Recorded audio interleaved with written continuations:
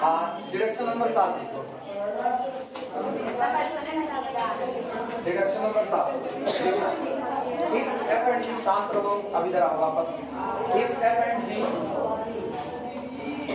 if f comma g are bounded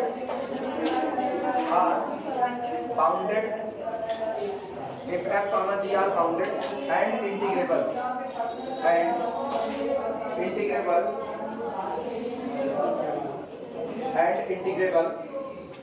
on closed interval a b, कहा जा रहा है कि अगर दो फंक्शन आपको दिए गए f और g और दोनों ही फंक्शन कैसे हैं, बाउंडेड है और इंटीग्रेबल है on closed interval a b, और इस तरीके से है such that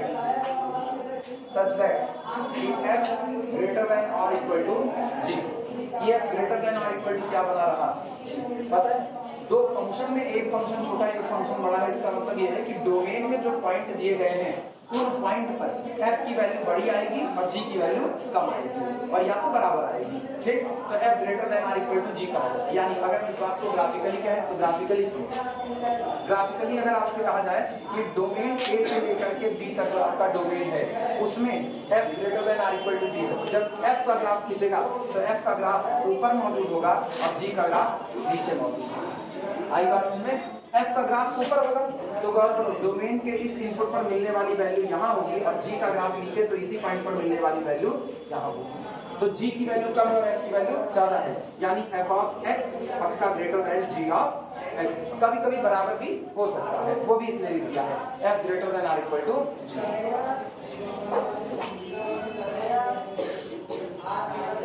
If f and g are bounded and integrable on closed interval a b such that f greater than or equal to g, then ऐसे मामलों में then integration from a to b function f dx is greater than or equal to integration from a to b g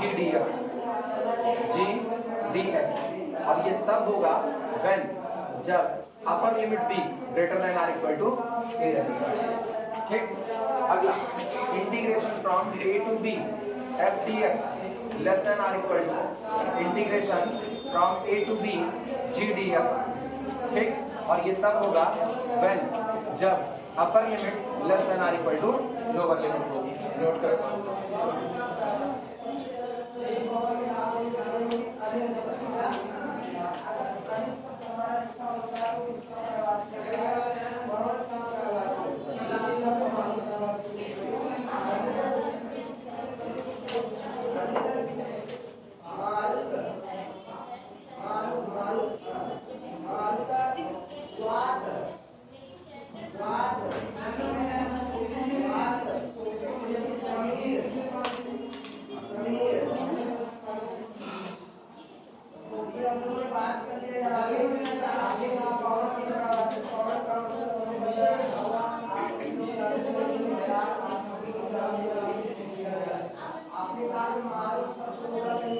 हो गया।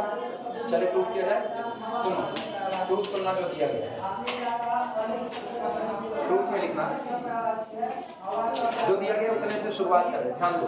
दिया गया f greater than or equal to g, तो यहाँ लिख रहे हैं since f greater than or equal to g, तो इसका मतलब क्या हुआ, इसका मतलब this implies that f minus g greater than or equal to 0 लिखा जा सकता है कि नहीं। दोनों साइड का क्या कर दिया जाए, इंटीग्रेट कर दिया जाए, पहली लाइन यही लिखो।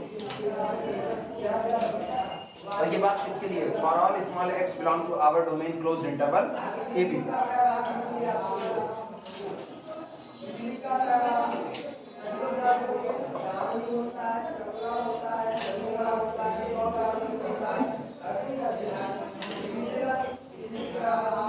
इसका मतलब ये हुआ कि therefore इसलिए integration from a to b f minus g dx greater than or equal to 0 for all small x belong to the closed interval a b, एक बात एंड इसके साथ साथ या when जब कभी अपर limit b greater then lower limit a, सही या गलत,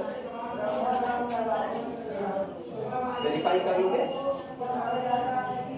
f माइनस g जो आपका फंक्शन है वो विद इन डोमेन हमेशा और हमेशा नॉन नेगेटिव बना रहता है, हमेशा क्या बना रहता है, नॉन नेगेटिव बना रहता है।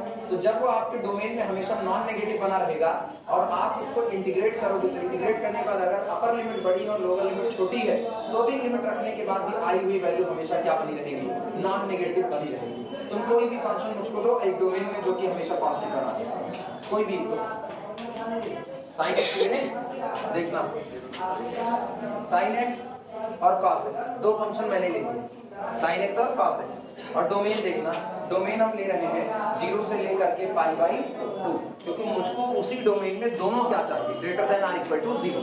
अच्छा ग्राफिकली देखो, ग्राफिकली साइन का ग्राफ यहाँ से उठता है, ठीक, π/2 ये रहा, और जो कॉस का ग्राफ होगा वो यहाँ से 0 से π/2 पर ये कितना हो जाता है, तो ये वाला ग्राफ किसका है, cos x का, तो cos x मेरा कौन हो गया, f(x), ये वाला ग्राफ किसका है, sin x का, ठीक है। तो sin x आपका कैसा हो गया, greater than are equal to 0, और ये मेरा हो गया g(x). एक जगह पर दोनों बराबर भी हो गए कि नहीं हो गए, एक जगह पर दोनों बराबर। अच्छा ये बताना कौन सा हिस्सा है, मेरे को ये चाहिए ना, within the domain f(x) greater than are equal to f(x) greater than are equal to g(x). तो तुम एक चीज देखो, पूरे 0 से π/2 में ये घटना नहीं हो रही, 0 से π/2 में शुरू में कौन बड़ा है, cos, और साइन का ग्राफ नीचे है, जिनको दिक्कत हम इधर ग्राफ बना रहे हैं, देखना बड़ा ग्राफ, cos यहां से चलेगा और π/2 पर कितना हो जाएगा 0, साइन यहां से चलेगा और π/2 पर टॉप वैल्यू कितनी दे देगा, क्लियर हुआ कि नहीं। तुम एक चीज देखो, अभी ये वाला ग्राफ किसका है, ये वाला ग्राफ cos का, नीचे वाला ग्राफ किसका है, साइन का। तो अगर हम देखें तो इनिशियल स्टेज में cos बड़ा है और साइन छोटा है, π/4 के बाद कहानी पलट जाती है, π/4 के बाद साइन का ग्राफ ऊपर है, cos का ग्राफ नीचे। तो इसका मतलब मेरे को वही हिस्सा चाहिए जिसमें एक फंक्शन हमेशा बड़ा बना रहे और एक हमेशा छोटा, बराबर हो सकते हैं लेकिन ये बात पलट नहीं सकती है। तो हम 0 से π/2 नहीं बल्कि डोमेन क्या करते हैं, 0 से π/4 करते हैं, ये 0 से π/4। अब बताओ 0 से π/4 में क्या हमेशा cos बड़ा बना हुआ है कि नहीं, sin हमेशा छोटा बना हुआ है कि नहीं। तो मेरे लिए f(x) का मतलब कौन हो गया, sin x हो गया, नहीं सॉरी cos x हो गया, बड़ा फंक्शन cos मान, ठीक है, और g(x) मेरा कौन हो गया, sin x हो गया। तो ये बताओ इंटीग्रेशन फ्रॉम 0 से लेकर के π/4 और कितना cos x f(x) minus g(x) sin x dx, जरा इंटीग्रेट करके लिमिट रख के बताओ क्या पॉजिटिव आएगा कि नहीं आएगा, इंटीग्रेट करके लिमिट करके बताओ। अब इतना काम तो कर ही सकते हो ना, cos का इंटीग्रेशन कितना, sin का इंटीग्रेशन कितना माइनस cos, तो कितना आया इंटीग्रेशन, cos का इंटीग्रेशन sin x और sin का minus minus plus cos x, और लिमिट 0 से लेकर के π/4 कितना आ रहा है, पॉजिटिव बना हुआ है। तुम कोई और फंक्शन ले लो, x³ ले लो, x² ले लो, या x² x⁴ कुछ भी ले लो, बस डोमेन वो चुनना जिसमें एक बड़ा बना है और दूसरा छोटा, हर बार ये बात आपकी सही होगी। हमारी बात समझ में, किसी को कोई दिक्कत,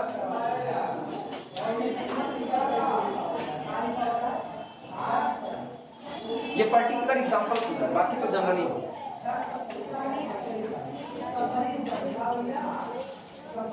अब ये बताओ यहाँ से हम क्या लिख सकते हैं, सारे लोग सामने देखो, और अथवा इंटीग्रेशन को, चूंकि इंटीग्रेशन लीनियरिटी की प्रॉपर्टी को फॉलो करता है तो ये लिखा जाएगा इंटीग्रेशन फ्रॉम a से लेकर के b function f dx minus integration from a से b g dx, ठीक, greater than are equal to 0, और इसको उधर भेज दो। और ये कब है, ये बात लिखते हैं ना, व्हेन, जब upper limit b greater than are equal to a, तो इसको उधर लेकर के जाओ, तो integration from a to b function f dx is greater than are equal to integration from a to b g dx, कब, when, जब कभी b greater than are equal to a। तो क्या इसी तरह से हम दूसरा वाला भी प्रूफ कर सकते हैं कि नहीं, वो सिमिलरली लिख देंगे, नोट करो।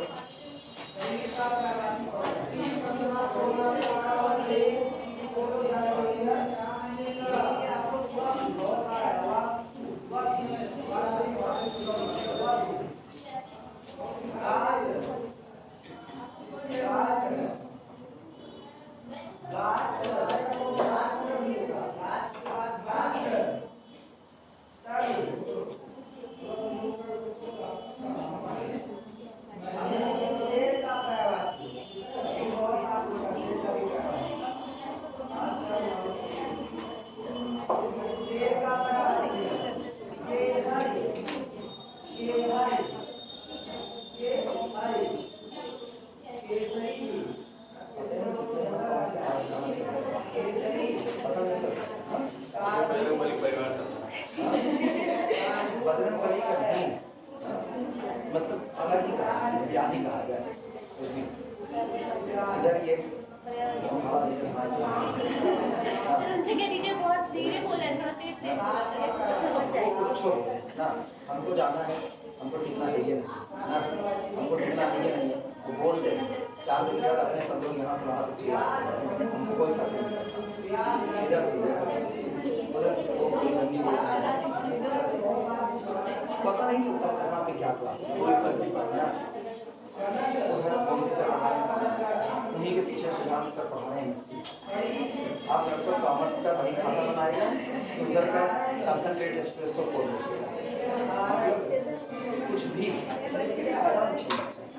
इसीलिए ना कोचिंग व्यवस्था इसीलिए करी जाती है और कहीं नहीं करी जाती, इसीलिए करी जाती है या तो आप पूरी कोचिंग ही चला और या तो आप खिचड़ी ही चला, दो में से एक ही, दोनों को नहीं। साउंड प्रूफ रूम कुछ नहीं, इसे देखते रहो। कॉलेज का हाल नहीं हो सकता, हमारे कॉलेज में भी है, अभी जाएंगे, अभी पढ़ाएंगे नहीं, कॉमर्स फैकल्टी भी शुरू, कॉमर्स फैकल्टी में ना 2-3 लोग हैं, नहीं फाड़ दो, ऐसा लगता है जब पैदा हुए थे ना, तो जब आई थी और से डाल करके उसके गटैया में से नारियल की चीज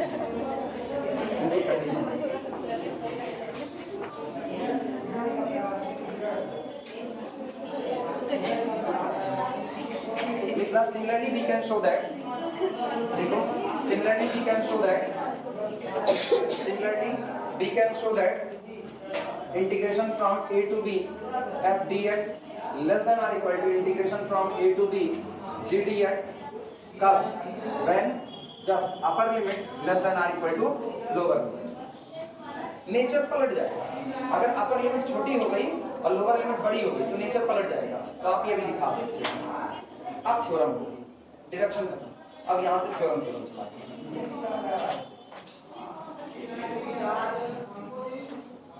कल हम सोचेंगे, कल की एक्स्ट्रा क्लास जो कैंसिल हुई है उसकी जगह पर कल हम एलपीपी का एक लेक्चर ग्रीन बोर्ड पे बना करके नहीं, कल छुट्टी, कल क्लास में, कल संडे है, कल आता। आज एक लेक्चर एलपीपी का आज बनेगा, एक को अपलोड कर देंगे, ठीक है, और एक लेक्चर घर पे बना देंगे आगे वाले का, तो आगे वाला अपलोड कर देंगे। तो कल की एक जो क्लास होगी कल टेस्ट फिर हो जाएगा चलती क्लास में, मेंटली प्रिपेयर रहना। उसका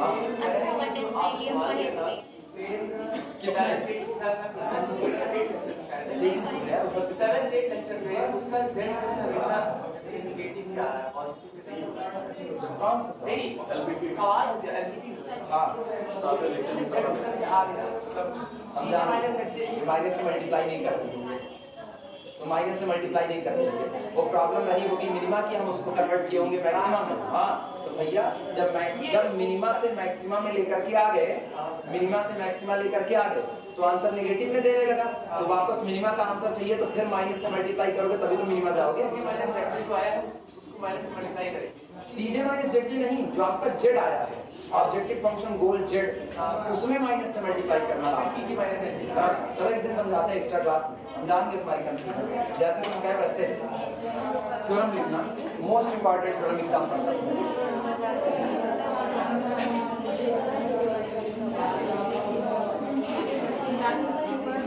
एग्जाम के लिए मोस्ट इंपॉर्टेंट। चलो इधर बात सुनो, अगर पहला फंक्शन f1 रीमान इंटीग्रेबल है, दूसरा फंक्शन f2 रीमान इंटीग्रेबल है, तो दोनों का सम f1 प्लस f2 भी क्या होगा, रीमान इंटीग्रेबल होगा। लिखना if f1 and f2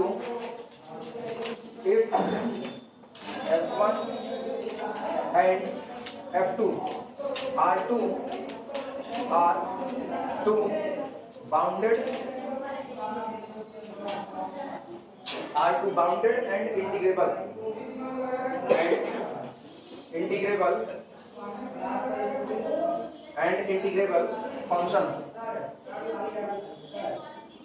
and integrable functions on closed interval AB, then f is equal to f1 plus f2 is also integrable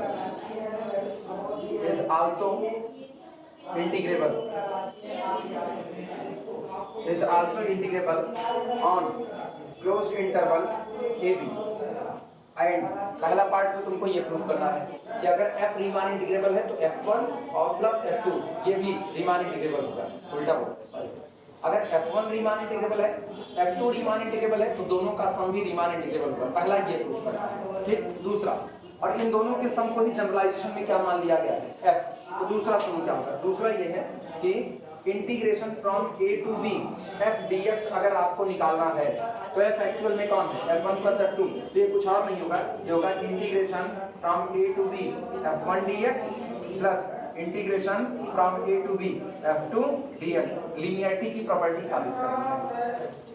तुम एक चीज करो, इंटर में सारी चीजें तुमको सिखा दी जाती है, प्रूफ नहीं दिया जाता कैसे इंटीग्रेबल होता है, मतलब सॉरी आपको ये नहीं बताया जाता कैसे आपकी लीनियरिटी की प्रॉपर्टी हो रही, वहां आपको सीधे सिखाया जाता है कि अगर आपका function f1 plus f2 plus f3 plus so on plus fn लिखा गया है और इस पूरे को हम इंटीग्रेट कर रहे हैं a से लेकर के b तक dx, तो आप इसको लिख देना इंटीग्रेशन a से b पहले फंक्शन का इंटीग्रेशन प्लस a से लेकर के b तक दूसरे फंक्शन का इंटीग्रेशन प्लस a से लेकर के b तक लास्ट वाले फंक्शन का इंटीग्रेशन, ये सिखाया जाता है।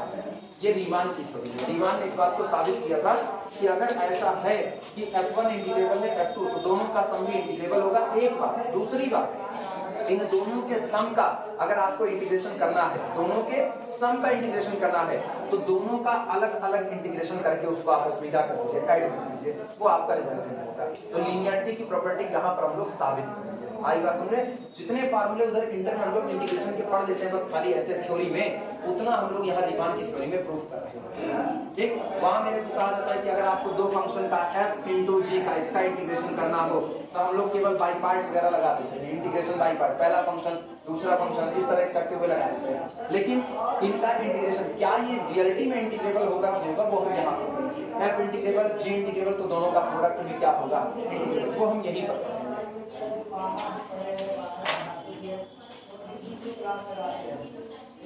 चलो पहला हिस्सा प्रूफ करते हैं, ये हिस्सा इतना कि f1 प्लस f2 दोनों इंटीग्रेबल होंगे जब f1 और f2 दोनों कैसे होंगे, इंटीग्रेबल होंगे। और रीमान की थ्योरी की कमी यही है, बस बाउंडेड, ये इस बात को ढो रहे होते हैं कि फंक्शन आपका बाउंडेड जरूर होना चाहिए और बाद में इसी बात को रिमूव किया जाता है कि ऐसा भी कोई जरूरी नहीं है। कई लोग ऐसे हैं जो अनबाउंडेड है उसके बावजूद भी आकर के इंटीग्रेट हो जाते हैं।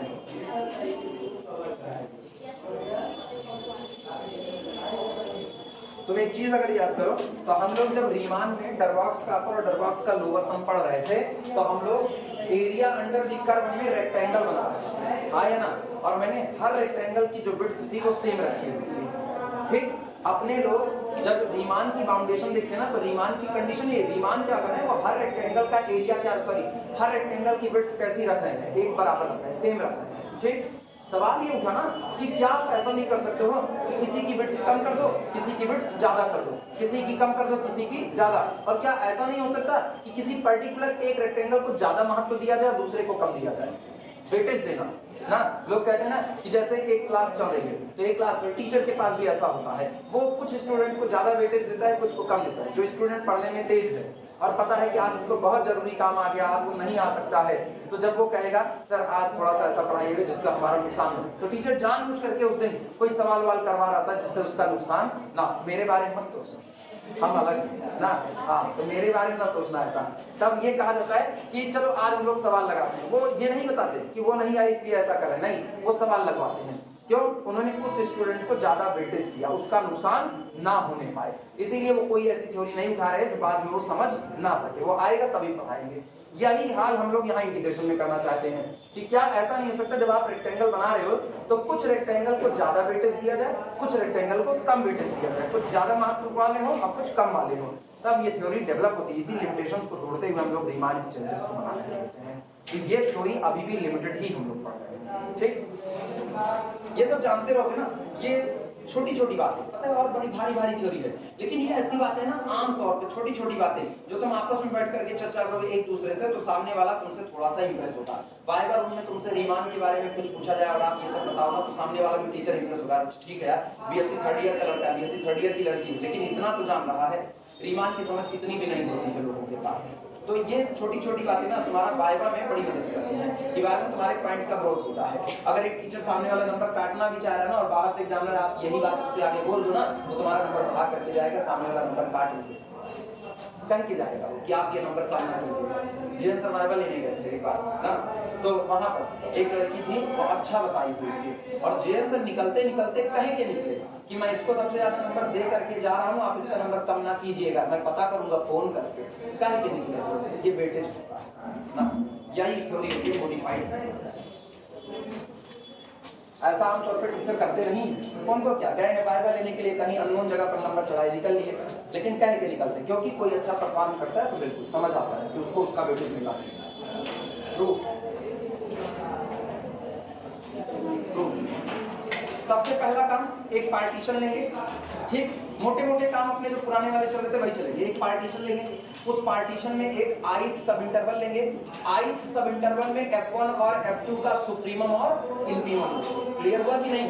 ठीक, क्योंकि हम बात करेंगे ith सब इंटरवल पे और फिर जनरलाइज कर देंगे ओवरऑल इंटरवल पर, समेशन बैठा करके लिखना।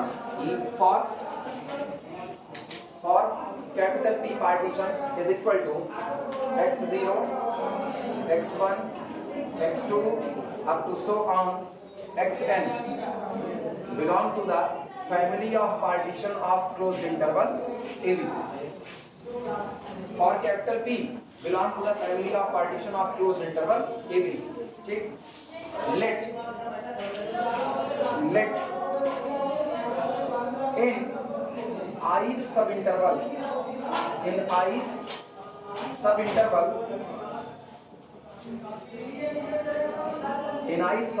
ब्रैकेट में लिख देना I, ठीक, capital MI dash comma small MI dash, ठीक, इसके बाद capital MI double dash comma small MI double dash, ठीक, capital MI and small MI be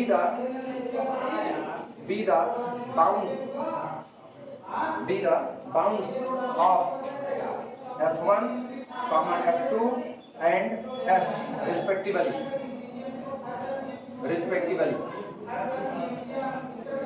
अब चूंकि ये अंडरस्टूड है, कैपिटल MI क्या रिप्रेजेंट करता है, सुप्रीमा, स्मॉल MI क्या रिप्रेजेंट, इंफीमा, तो लिखने की जरूरत नहीं है, हम लोग सिंपली बाउंड्स लिख देते हैं, बस काम चल जाएगा। तीन फंक्शन है मेरे पास, तीन फंक्शन, पहला कौन है f1, दूसरा कौन है f2 और तीसरा कौन है इनका सम f, that is f1 plus f2। हम क्या मान रहे हैं ith सब इंटरवल में, ध्यान समझना, ith सब इंटरवल में फंक्शन f1 के लिए सुप्रीमा कौन MI डैश, इंफीमा कौन MI डैश, ठीक, f2 के लिए सुप्रीमा कौन कैपिटल MI डबल डैश, इंफीमा कौन small MI double dash, f के लिए सुप्रीमम कौन और इंफीमम कौन। क्लियर हुआ कि नहीं? ठीक, नोट करो।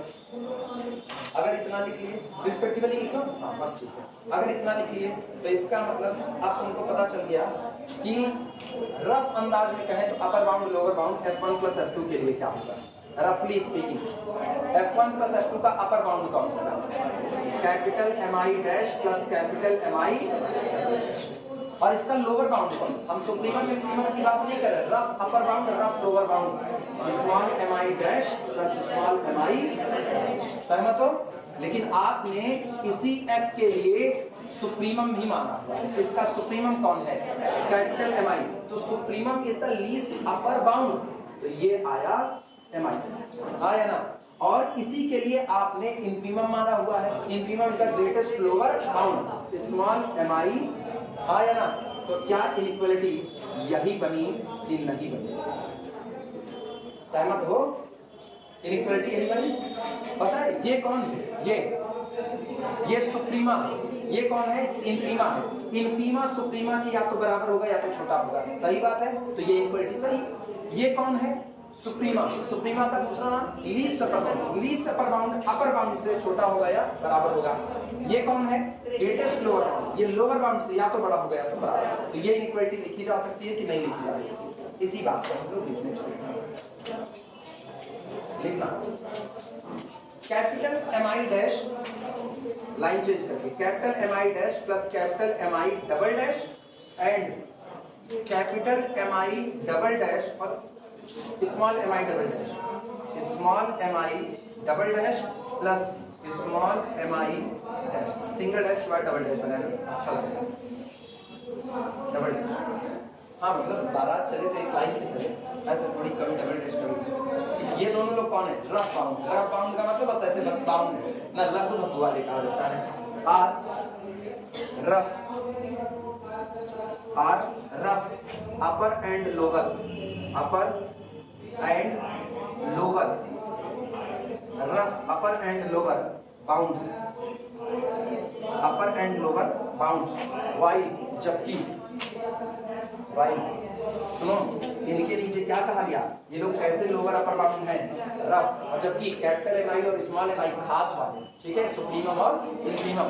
वाई जबकि capital M I and small M I, capital M I and small M I, ठीक, the supremum and infimum of F, ठीक, supremum and infimum of F. लेकिन किस सब इंटरवल में है?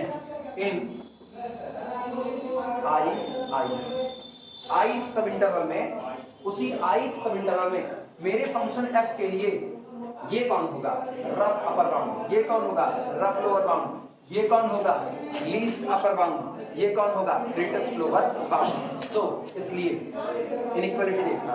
सो सबसे पहले rough lower bound M I dash plus M I double dash, clear हुआ कि नहीं? फिर less than are equal to greatest lower bound small M I and greatest lower bound less than are equal to least upper bound, least upper bound less than are equal to rough upper bound M I dash plus M I double dash. क्या ये inequality समझ में आई सबको? Note कर लो।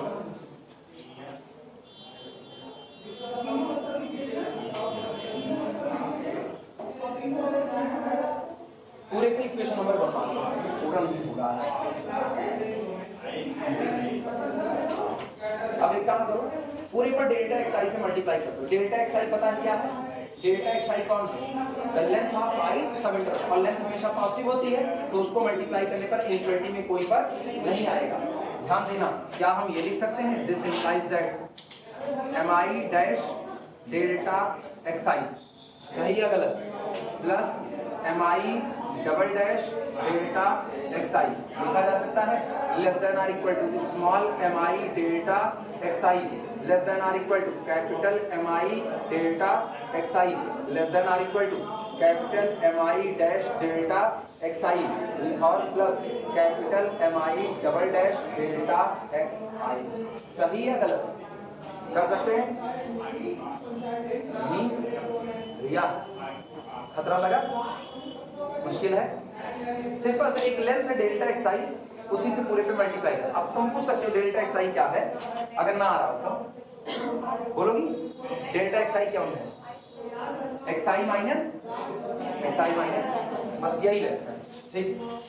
चलो अब ये बताओ अगला काम क्या है? पूरे पर सिग्मा बैठा है, समेशन, तो ये क्या होगा? This implies that summation small M I dash delta X I, और आई वेरी फ्रॉम 1 से n, तुम लिखो चाहे ना लिखो, अंडरस्टूड है आई वेरी फ्रॉम 1 से n, ठीक, plus summation small M I double dash delta X I less than are equal to summation small M I delta X I less than are equal to summation capital M I delta X I less than are equal to summation capital M I dash delta X I और plus summation capital M I double dash delta X I. बस भैया अब किसी तरीके से इसको लिख लो, बहुत छोटा छोटा है, ऐसा लगे जैसे चीटिंग की लाइन चल रही है। तुम्हारी आंख के रिफ्लेक्टर काम करने बंद कर दिए, चल रहे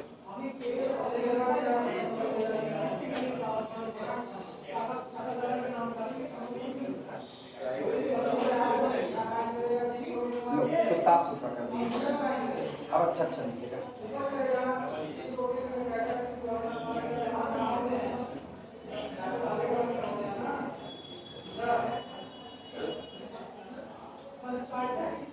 कौन है भैया मुझको एक्सट्रीमली सॉरी भेज पक्का कोई क्लास नहीं आने वाला है निश्चित तौर नहीं है।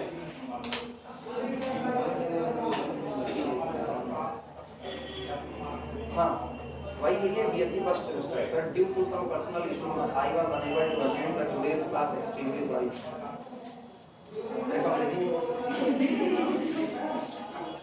ये कौन है सर हम कॉपी नेक्स्ट टर्म ये तुम्हारी क्लास कौन है ये सर हम कॉपी नेक्स्ट टर्म पर चेक करा सकते हैं प्लीज सर तुम लोगों में से कोई है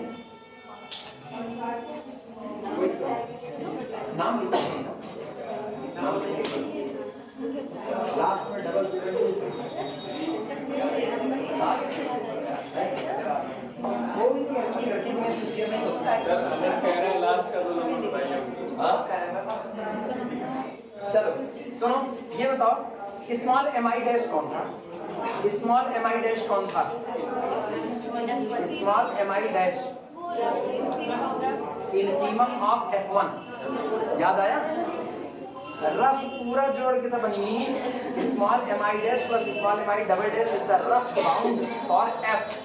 हाँ हम खाली एक पूछ रहे हैं स्मॉल mi डैश मेरी बात बड़े ध्यान से सुनो बातों में रहस्य छिपे हैं small mi dash is the infimum of F1 हाँ या ना तो ये आपका क्या देगा लोअर सम देगा कि नहीं किसके लिए F1 के लिए तो इसका मतलब आपको मिला LP F1 सहमत हो कि नहीं mi डैश किसका लोअर बाउंड F1 F2 का ठीक तो ये आपको क्या देगा प्लस LP F2 आया ना less than are equal to ये क्या देगा LPF less than are equal to हाँ अभी लाइन पकड़ लिए UPF less than are equal to UPF1 ठीक प्लस UPF2 समझ में आई बातें चले कहाँ से आए कहाँ पर LPF UPF पे आगे बस यही तो मेरा काम है।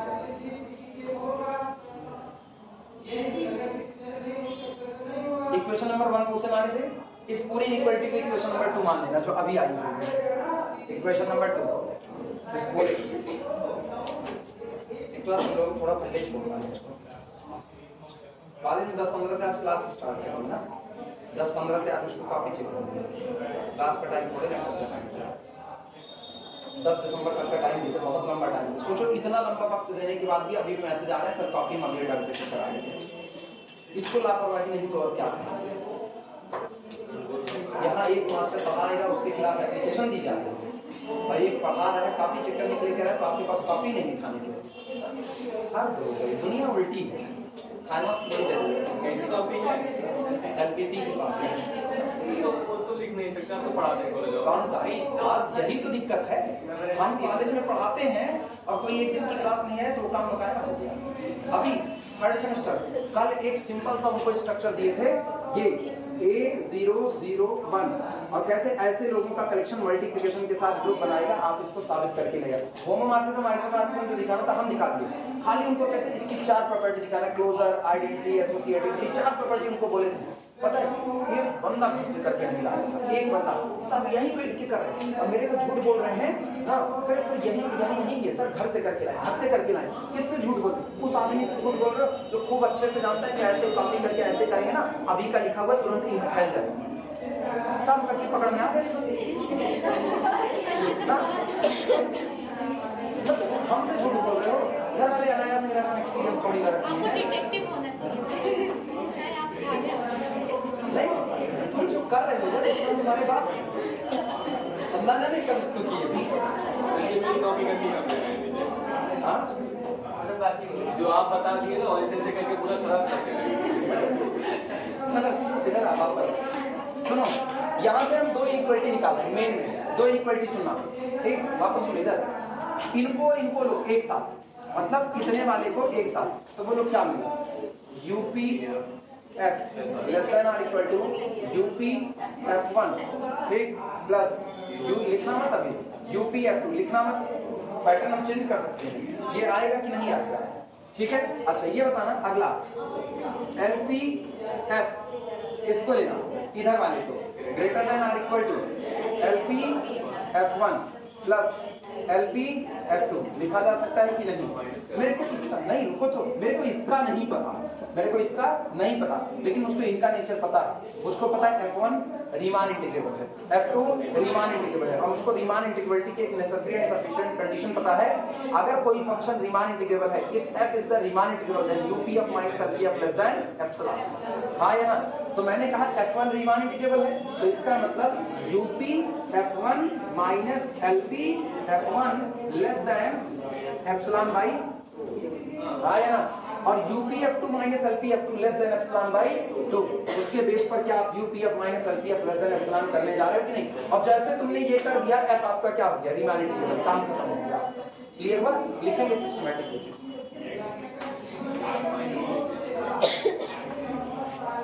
चलो लिखना, सिंस इक्वेशन 2 मान करके लिखना चालू करो। सिंस चूंकि F1, F2 both are the Riemann integrable over the closed interval AB, चूंकि F1 और F2 दोनों ओवर क्लोज्ड इंटरवल AB पर कैसे हैं? रीमान इंटीग्रेबल है। इसलिए this implies that UP F1 minus LP F1 ठीक is less than epsilon by 2, UP F2 minus LP F2 is less than epsilon by 2। किसके लिए? पहले तो इक्वेशन नंबर 3 मानना और लिखना for any given epsilon, for any given epsilon greater than 0 and norm of partition P less than delta. आया ना? Norm of partition P less than delta, कि भैया डेल्टा मेरा कैसा लग रहा है? डेल्टा, ठीक। इसलिए 10 अतः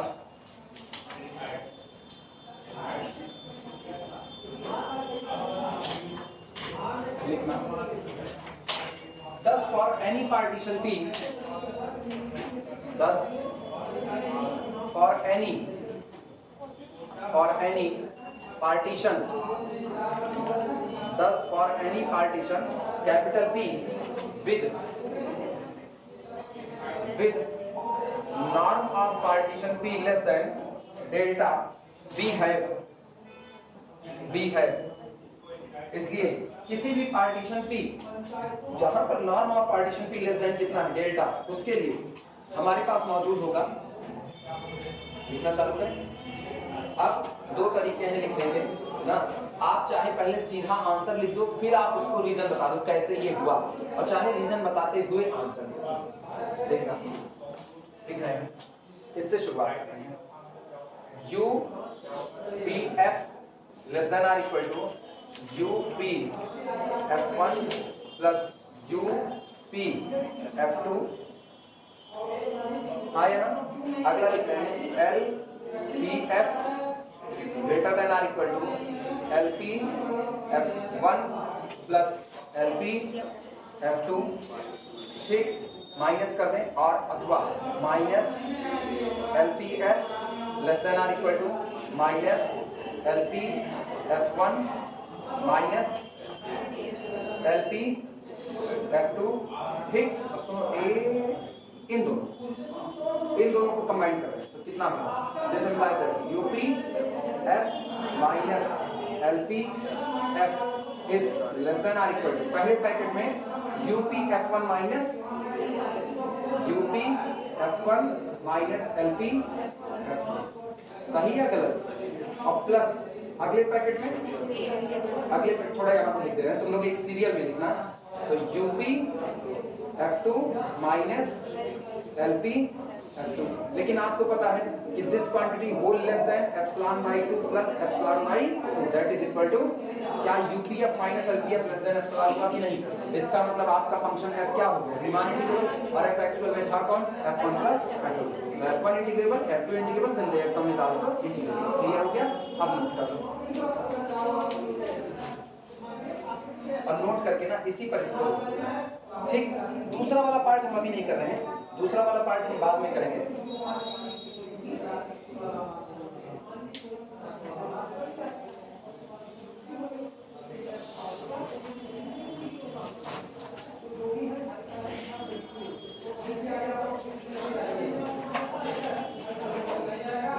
मेरे को ये पता था कि पता नहीं क्या MHRA कुछ होता है, उसकी क्लास चलती है उसका, उन लोगों की क्लास के पूरे कोई नहीं चलती। असल में एक ही मैडम वो कहाँ क्लास करेंगे, इधर या उधर नहीं लेते। क्या जनाब? क्या हाल है?